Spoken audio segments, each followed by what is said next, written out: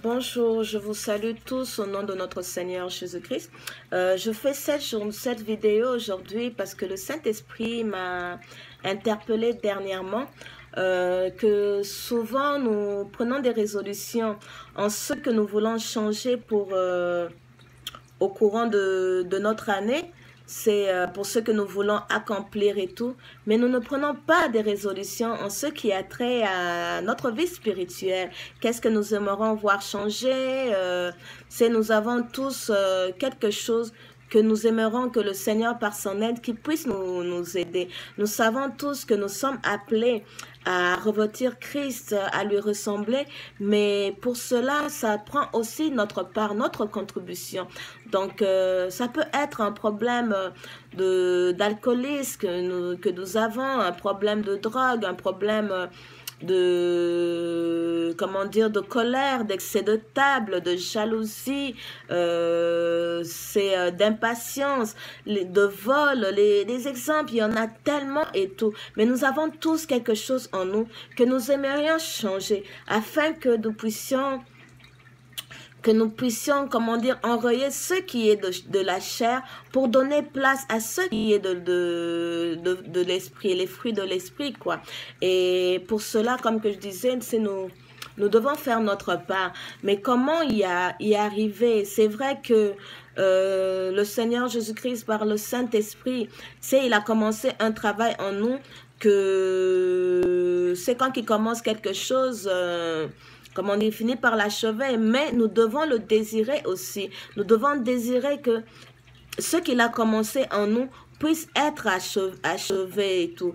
C'est pour cela, en tout cas, il me tient à cœur que nous devons dresser de listes. Ça ne se peut pas que nous nous disons chrétiens, mais que année en année, nous avons toujours les mêmes problèmes qui reviennent et tout. En tout cas, bien souvent, c'est parce que nous, nous parlons, oui, une fois de temps en temps à notre Dieu pour lui demander de nous faire grâce, mais nous ne en faisons pas des sujets de prière. Ce ne sont pas des affaires que nous demandons ardemment, que nous demandons de la... C'est au même titre que quand nous demandons, parce que nous voulons que le Seigneur nous bénisse à avoir une maison, parce que nous voulons que le Seigneur nous bénisse à avoir un enfant, parce que nous voulons que le Seigneur nous bénisse à avoir un mari ou un travail. C'est si nous voyons l'effort que nous faisons pour demander à Dieu, bénis-moi, j'ai besoin d'un enfant, bénis-moi, j'ai besoin d'un mari. Ce sont des sujets de prière que nous n'arrêtons pas, c'est jour et nuit, nous ne faisons que demander cela. Mais dans le rare cas, nous ferons ces mêmes prières pour demander au Seigneur, fais-moi grâce, change-moi ce problème que j'ai de colère, ce problème que j'ai d'excès de table, d'alcoolisme, quel que soit le problème et tout, d'impudicité, aide-moi que je puisse le changer, que je puisse l'éradiquer de ma vie. Donc, nous ne persévérons pas. Et si nous dressons, parce que nous, comme que je disais tantôt, nous sommes appelés à revêtir Christ, à être changés, comment dire, à devenir semblables à lui. Mais nous avons notre part aussi, nous avons notre part à accomplir. Et si nous exposons notre problème à Dieu, je sais que coûte, à la fin, nous verrons des résultats. Et de cela, nous pourrons faire quand nous prenons cette résolution au début de l'année et que nous mettons ça dans des sujets de prière et dans la persévérance, dans la prière, des supplications, c'est sûr que dans la fin de l'année, quand nous allons faire notre bilan, nous allons voir que qu'il y a eu une croissance spirituelle, qu'il y a des choses qui ont changé. Maintenant, imaginons-nous, c'est par la grâce, si Jésus-Christ ne revient pas avant, chaque année, si nous prenons des résolutions sur quelque chose, tel que nous faisons comment dire, à chaque année normalement et tout pour notre vie, c'est sûr que c'est rare que nous réussissons à réaliser tout, mais ce que nous ne réussissons pas à réaliser, nous le mettons pour l'année prochaine et tout, et de ce fait nous avançons et il y a toujours des affaires qui sont accomplies de cette façon là même et tout. Pour ce qui est de notre vie spirituelle, c'est quand nous dressons des listes, c'est si moi je me dis ok, moi cette année j'aimerais beaucoup vraiment travailler sur mon problème d'impatience sur mon problème de mensonge, de jalousie. Tu dresses ta liste, puis tu en fais, comment dire, un sujet de prière. C'est sûr que tu, tu en sortiras, c'est à la fin de l'année, c'est, comment dire, changer. C'est, tu verras que certaines choses, c'est ce que tu faisais avant, que tu ne vas plus le faire, que cette colère qui montait tout d'un coup, que là, tout d'un coup, que tu as la maîtrise de soi. Donc, c'est vraiment à nous aussi de pouvoir faire notre part. Tel que la parole de Dieu nous dit dans Psaume 37, 37, le verset 5, recommande ton sort à l'Éternel, mets en lui toute ta confiance et il agira. Et j'en suis sûr et certain qu'en agissant ainsi, quand tu exposes ton problème à Dieu, qu'il va changer tel que lui-même il le dit. Dans Marc 1, le verset 15, si je ne me trompe pas, il dit, repentez-vous et croyez à l'évangile. C'est quand que nous nous repentons, que nous nous confessons en Jésus-Christ. Nous croyons que Jésus-Christ, il va nous changer aussi.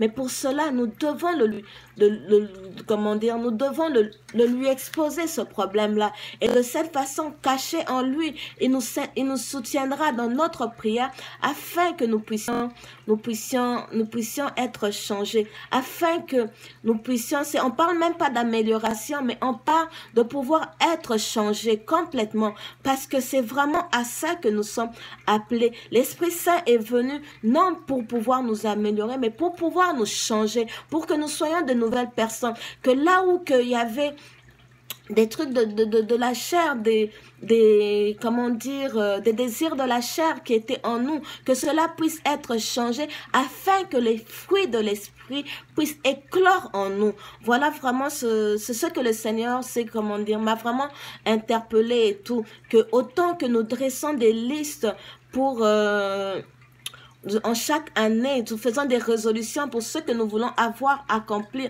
Ça serait bon aussi, c'est que notre vie spirituelle, elle est plus que ce que notre vie sur terre ici est.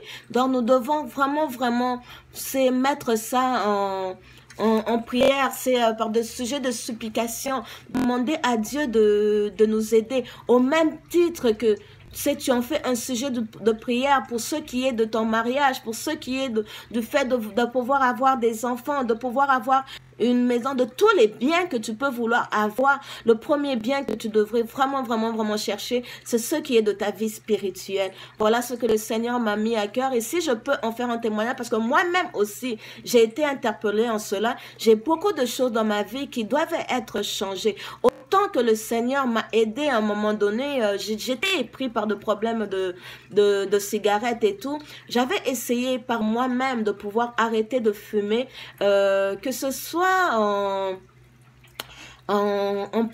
prenant des médicaments, parce que j'ai vu des médecins pour cela. J'en ai parlé à mon médecin de famille qui m'a prescrit des médicaments, qui m'a prescrit des patchs, mais c'était peine perdue, quoi. Des fois même, quand si je dois parler de mes patchs, à peine que je les enlevais, j'allais fumer une cigarette, quoi.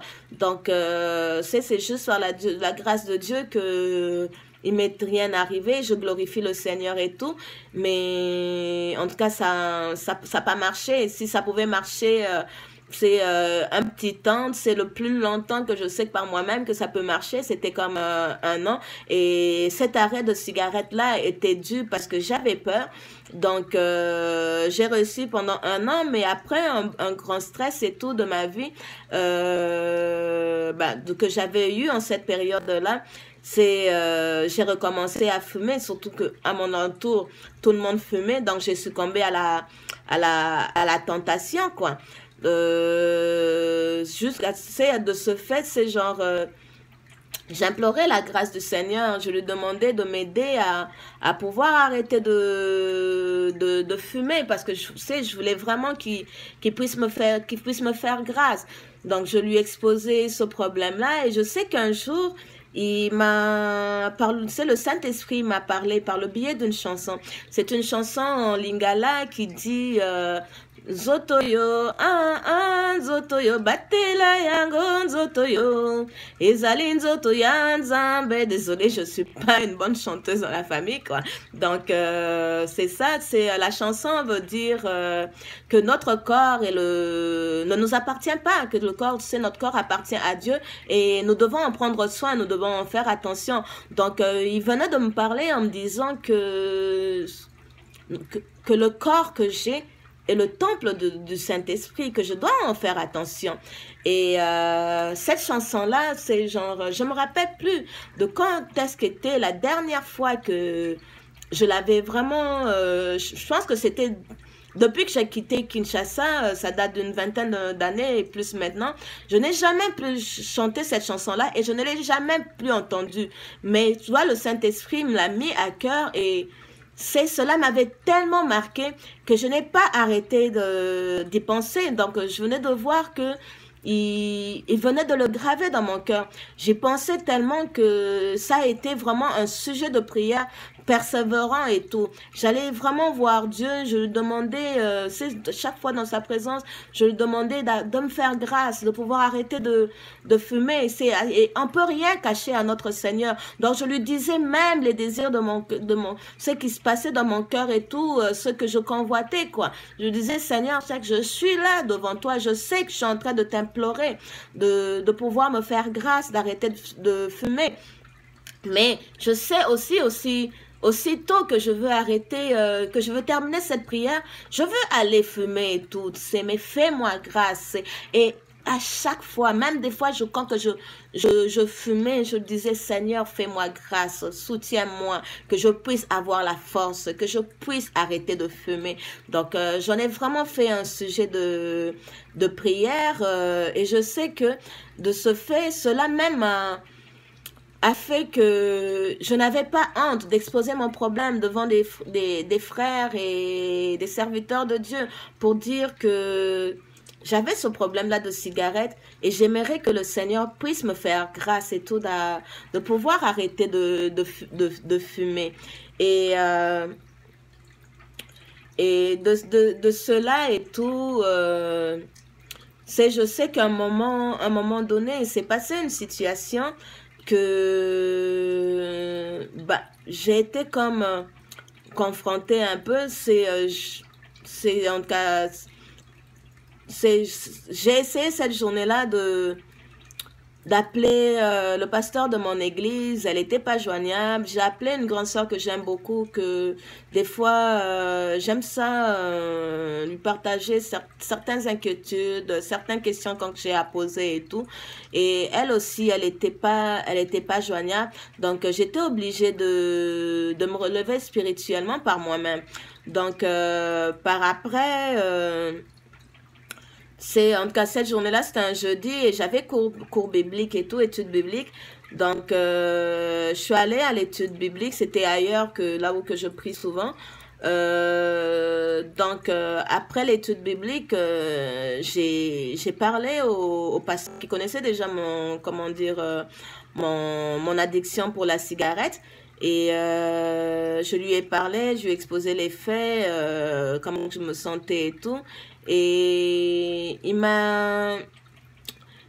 a prié pour moi, pour que la grâce du Seigneur soit sur moi et que j'ai un dégoût de la cigarette. Elle a prié pour que j'aie un dégoût de la cigarette. Donc, c'est sûr que le jeudi même, j'ai pas fumé. Vendredi, je me suis tenue sage. Mais samedi, la tentation a été là. Donc, j'ai voulu fumer. Je me suis dit, pourquoi pas une dernière, quoi. Et je suis allée me chercher ma cigarette et tout. Et je sais que quand j'ai commencé à fumer, c'est la cigarette avait fait comme une cerne, c'est une huile jaune verdâtre. Et c'est quand que j'ai vu ça, cela m'a dégoûtée. Et j'ai jeté la cigarette. En jetant, j'ai entendu une voix qui me dit, voyons donc, c'est quoi? Est-ce que c'est la première fois que tu vois une cerne de même sur la cigarette? que je me suis dit, ben non, c'est vrai que c'est pas la première fois. Pour ceux qui fument, ou qui ont déjà fumé, ils savent que lorsqu'on fume et tout, des fois ça arrive que la cigarette fasse comme une petite huile autour. C'est fait que je me suis dit, ok, vu que c'était ma dernière fois que je me disais que j'allais fumer, j'ai pris une autre cigarette. Et quand que je l'ai pris, j'ai entendu la voix du Saint-Esprit qui m'a posé la question, entre Jésus-Christ et Satan, à qui veux-tu donner la victoire? Mon choix était clair, c'était à Jésus que je voulais donner la victoire. Donc, j'ai donc jeté cette cigarette-là. Et plus tard dans la soirée, j'en parlais au pasteur de mon église pour lui dire qu'est-ce que j'ai vécu, comment que le Saint-Esprit m'a parlé et la résolution que je venais de prendre, quoi. Et en tout cas, elle a trouvé que c'était une bonne chose, mais elle m'a dit, mais en tout cas, on va prier pour ça. Et à chaque soir, je veux quand même faire un suivi de prière, juste à ce que le Saint-Esprit va me demander d'arrêter et tout. Et c'est ça, c'était qu'à chaque soir, elle m'appelait pour prier, pour que le Seigneur me fortifie, que j'ai le dégoût de la cigarette, que je ne sois plus tentée à toucher la cigarette. Et elle m'appelait aussi pour pouvoir avoir des nouvelles, savoir comment que j'allais, quoi. Et pour ceux qui ont déjà fumé, ils le savent que lorsqu'on fume, il y a des effets secondaires lorsqu'on arrête de fumer. C'est des effets de sévrage et tout. Ça va de l'irritabilité au maux de tête, en tout cas beaucoup de choses, quoi. Et c'est cette fois-là, parce que j'étais cachée en crise, c'est comme s'il avait pris tout mon fardeau, c'est tout ce qui pouvait être effet secondaire, il a pris en lui. C'est mon pasteur m'appelait puis me disait, ma fille, comment tu vas? Puis ce n'est pas trop dur.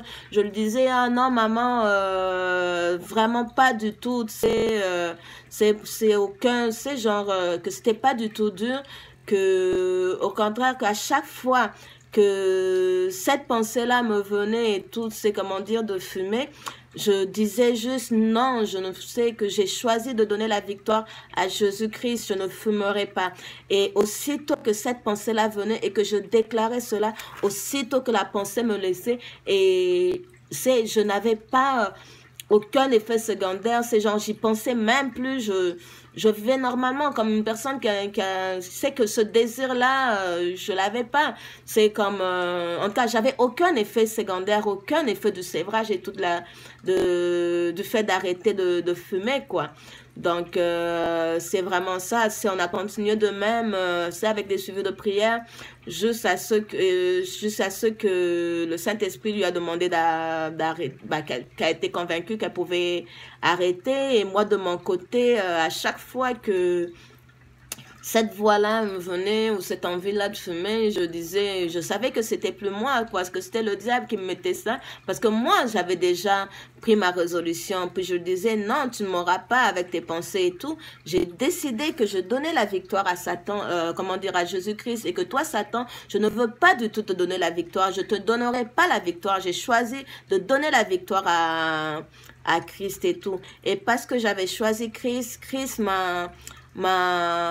m'a soutenu, c'est dans ce combat que j'avais avec le diable et tout, et j'ai arrêté de fumer. Aujourd'hui, bientôt, je veux entamer, je veux, comment dire, ça va faire 2 ans que j'ai arrêté complètement de fumer et que je n'ai même pas touché à, même pas une seule draguée de cigarettes, d'une bouffée de cigarettes.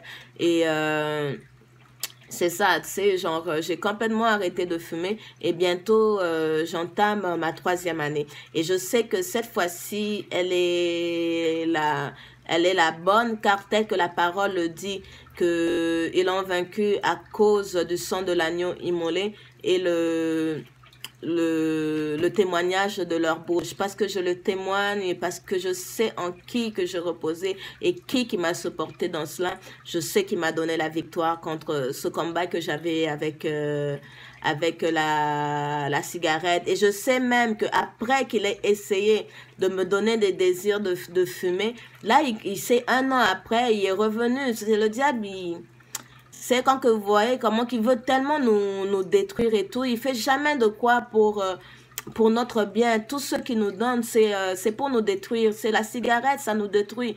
Mais il venait et tout, comment dire, nous mettre ça, comment dire, me mettre ça à cœur, quoi. C'est pas à cœur, mais dans mes pensées, quoi. Là, il avait changé maintenant de stratégie. C'était le fait de vouloir me montrer comment que des fois le fait, comme si c'était vraiment que c'était ça qui allait plus m'avoir, quoi. C'est me montrer comment que des fois c'est le fumer, le fait d'être en compagnie avec des gens en train de fumer ensemble, comme si c'était vraiment un plaisir, quoi, d'être en compagnie des gens, puis partager, puis fumer, quoi. Je me disais, non, c'est là, je sais qu'en ce moment-là, quand il essayait de jouer de même et tout, je sais que la parole de ce que Paul dit, je me rappelle plus dans quel verset et quelle est vraiment la tournure exacte de cette parole dans les Écritures, mais il dit que nous n'avons pas à lutter jusqu'au sang. C'est seul Jésus-Christ que nous savons qui a lutté jusqu'au sang. Mais nous, pour nos défauts, pour nos péchés et tout, nous n'avons pas à lutter jusqu'au sang. Et je répétais ça au diable. Je disais, Cheikh, là, t'es vraiment mal foutu et tout. Parce que je sais que cette envie-là que tu me mets et tout, c'est ou ce que tu essaies de me montrer, que je n'ai pas à lutter jusqu'au sang pour cela. Tant que je sais que je ne lutterai pas jusqu'au sang, que le fait que de pouvoir arrêter de fumer, de pas toucher à la cigarette, je ne veux pas avoir de sueur, de sang qui va me sortir. Donc si je ne veux pas lutter jusqu'au sang, cela veut dire que cela est surmontable. Donc, tu ne m'auras pas. Et c'est de même que là, aujourd'hui, bah, il m'a lâché, quoi. Et comme que je disais, je sais que cette fois-ci, c'est vraiment la bombe. Et je donnais ce témoignage, c'est genre pour revenir à notre message et surtout le passage des Écritures qui dit comment dire, dans Psaume 37, 5, recommande ton sort à l'Éternel, mets en lui ta confiance et il agira. Parce que j'avais mis ma confiance, j'avais recommandé mon sort à l'Éternel, que j'avais mis en lui ma confiance et tout, il a agi, il m'a soutenu, parce que j'avais fait le bon choix, il m'a soutenu et il a fait que je puisse sortir de ce problème d'addiction plus que vainqueur et tout. Que cela soit en partage à toi aussi qui m'écoute, quel que soit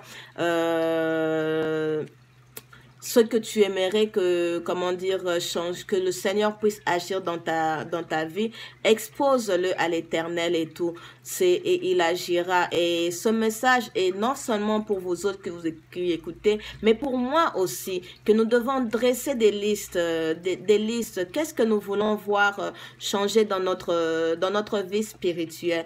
Et de ce fait, si Jésus-Christ ne revient pas bientôt, nous verrons, à chaque année, nous nous verrons et tout, améliorer et tout. Il y a certains aspects de nos vies, de ce qui est de la chair, qui seront éradiqués et tout, pour pouvoir donner place aux fruits de l'esprit. Mais c'est à nous d'y travailler, c'est à nous de le désirer et c'est d'en faire un sujet de prière et tout, juste à ce que la main de l'Éternel puisse se lever et tout, et nous aider à pouvoir complètement les éradiquer de notre vie. Que le Seigneur soit loué pour ce qu'il a voulu que je puisse partager avec vous. Et je vous dis à la prochaine avec un autre message si le Saint-Esprit me met à cœur de partager de quoi avec vous. En tout cas, je vous souhaite, comment dire, une bonne résolution pour cette année, une bonne résolution pour votre vie spirituelle. Que le nom du Seigneur soit béni et glorifié. Amen.